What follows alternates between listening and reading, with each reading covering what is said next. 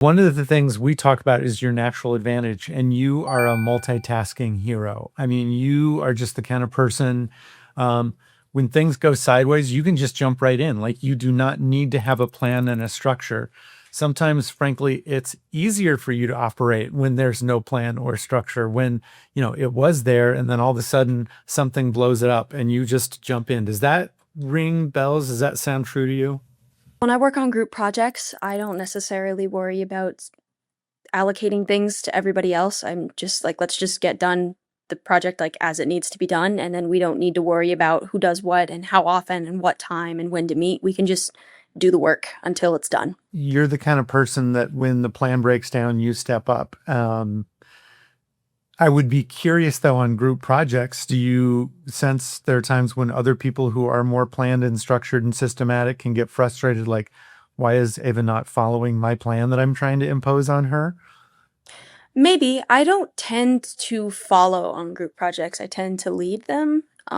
If that makes sense. A lot of the time when I get into groups like that, people don't care if I do most of the work or if I decide what we do. Another thing that I would guess on you is you work best when it comes to crunch time. Like, you aren't necessarily doing all the work right when the project starts. Maybe initially there's kind of a flurry, but then you wait till the deadline is fast approaching. Is that true?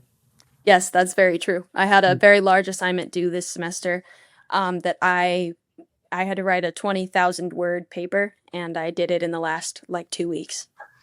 So was that a group project or a solo project? No, that was solo. Yeah, well, I figured because most papers are usually solo stuff. So I'm going to give you advice that is counterintuitive, that is not what most people tell you. You should procrastinate. Like, it is okay. It's not just okay. You will work best under pressure with a real deadline. And I know that's not what most people have told you. Oh, the smart thing to do is get started on it early. Now, what I will tell you, because that's kind of the attention grabbing part, is it's okay for you to procrastinate.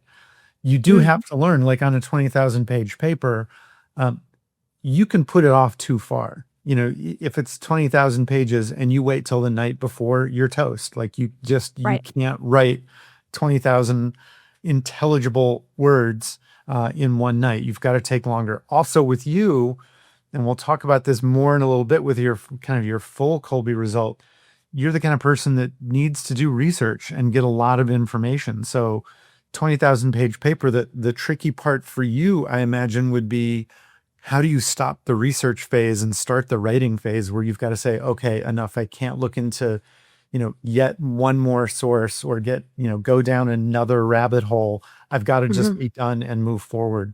So you, Mhm. you have to learn those things, but don't buy into other people's advice that you have to have it all planned out and systematic. Like, there's one way to write a paper. I mean, I don't know about you, but I was taught this, like, oh, here's the way that you write a research paper. You do this and, you put it into the plan. And then, first you do your outline, then you do a rough draft, then you do your first, you're going to be a little all over the board.